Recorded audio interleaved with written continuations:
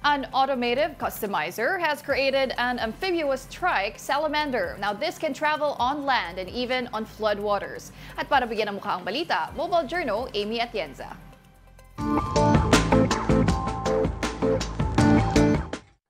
Baha ang madalas na problema, kasunod ng malakas na pag-ulan dahil ng mga bagyo. At para makatulong, isang tricycle na swak pang rescue ang ginawa ng isang automotive customizer. Ito ang tinawag na amphibious trike salamander, na likha ng automotive customizer na si Atoy Liave. Kita nyo naman, pwede sa lupa at pwede rin sa tubig.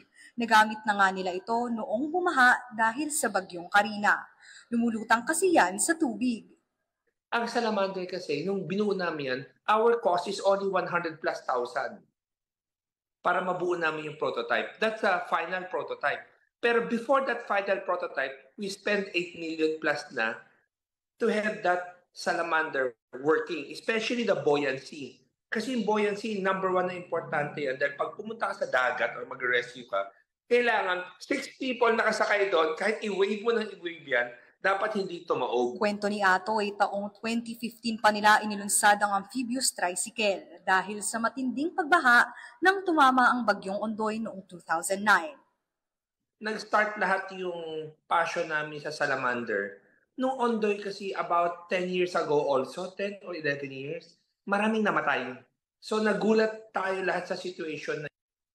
Kaya angkop talaga itong ibiyahe, kahit bumabaha dahil parang nagiging bangkayan sa tubig. Kakasya rito ang 6 at may compartment pa para sa mga gamit para hindi mabasa. Pwedeng electric engine o combustion engine ang ikabit. Kaya nitong tumakbo ng hanggang 80 km/h kapag sa lupa at 11 kph naman kapag sa baha. Sa project na yun, tapos 6 people, can 6 people at the same time, it can move around the city. Ang ano niya kasi para siyang tricycle. Para siyang imagine mo tricycle na pwedeng sa land and pwede rin sa water. 3 taon daw bago nila mabuo ang salamander tricycle. Sa ngayon, prototypes muna ang meron sila na nagagamit ng kanilang mga kabarangay sa Paltok, Quezon City. Marami raw ang nagpahayag ng interes na bumili mapa-local government units at maging sa ibang bansa. Pero aminado siyang hirap sila sa mass production. I would say 90+% of the local government are very interested with our salamander, but nobody wants to invest on the financial side. Ang lagi na sinasabi sa amin, Atoy, kung sakaling nag-mass production na kayo, let us know.